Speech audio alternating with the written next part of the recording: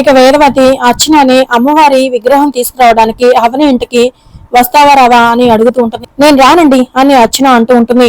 ఆఖరిసారిగా అడుగుతున్నాను, వస్తావా రావా అని వేదవతి అడుగుతూ ఉంటుంది. అయినా కూడా అర్చన నేను రానండి అని చెప్పడంతో అయితే నువ్వు రాకపోతే నా మీద ఒట్టే అని వేదవతి అంటుంది. ఇక రాకుండా ఆగదులే, పదండి వెళ్దాం అని వసంత అంటూ ఉండగా మీరందరూ ఇక్కడే ఉండండి, నేను మీ నాన్న వెళ్తాం అని చెప్పేసి అర్చనను తీసుకొని అవని ఇంటికి వెళ్లి అవని అవని బయటికి రా అని వేదవతి చాలా కోపంగా పిలుస్తూ ఉండగా ఇక అవని తలుపులు తీసి వాళ్ళని చూసి ఆశ్చర్యపోతూ అర్చనాన్ని తీసుకుని వచ్చారేంటి అని అవని అడుగుతూ ఉంటుంది. విగ్రహం విషయంలో పరిష్కారం అర్చన రూపంలో ఉంది, అందుకే తీసుకుని వచ్చాం అని వేదవతి అంటుంది. అంతలో సుజాత వచ్చి కాస్త అర్థమయ్యేలా చెప్పండి, మీ అంత జ్ఞానం మాకు లేదు అని అడుగుతూ ఉంటుంది. దసరా నాడు అందరి జాతకాలు పరీక్షించడం జరిగింది, అర్చనది తప్ప.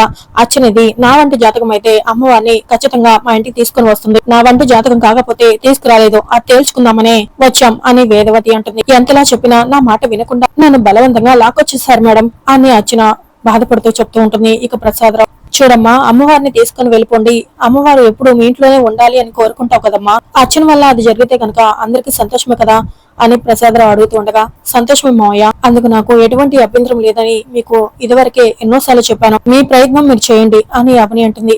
అభ్యంతరం పెడతావు అనుకుంటే అనుమతి ఇచ్చేసావేంటమ్మా అని అర్చన మనసులో అనుకుంటూ టెన్షన్ పడుతూ ఉండగా అసలు అర్చన వల్ల ఎలా అవుతుంది అనుకుంటున్నారు అని సుజాత ప్రశ్నిస్తూ ఉండగా అర్చన నాగమ్మతోనూ చిలకతోనూ మాట్లాడుతుంది అని శౌర్య చూసి చెప్పింది అని వేదవతి చెప్పగానే సుజాత అవని షాక్ అవుతూ చూస్తూ ఉంటారు.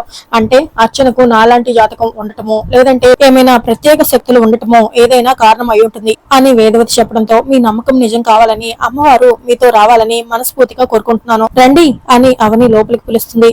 ఇక అర్చనను తీసుకుని ప్రసాదరావు, వేదవతి, అవని, సుజాత అమ్మవారి విగ్రహం ఉన్న పూజ గది దగ్గరికి వెళ్లి చూస్తూ ఉండగా అమ్మవారిని ఎత్తుకో అర్చన అని వేదవతి చెప్తూ ఉంటుంది. ఇక అర్చన షాక్ అయిపోతూ చాలా టెన్షన్ పడుతూ ఉండగా మోసం చేయకుండా నిజాయితీగా ప్రయత్నించు అని వేదవతి చెప్తూ ఉండగా భయంగా ఉంది పెద్దవాడు గారు అని అర్చన అంటూ ఎందుకమ్మా అని ప్రసాదరావు అడుగుతూ ఉండగా గతంలో మీరు నా మీద ఇటువంటి ప్రయత్నమే చేయబోయారు, అప్పుడు మంటలు వచ్చాయి, అందుకే భయంగా ఉంది అని అర్చన అంటూ ఉంటుంది.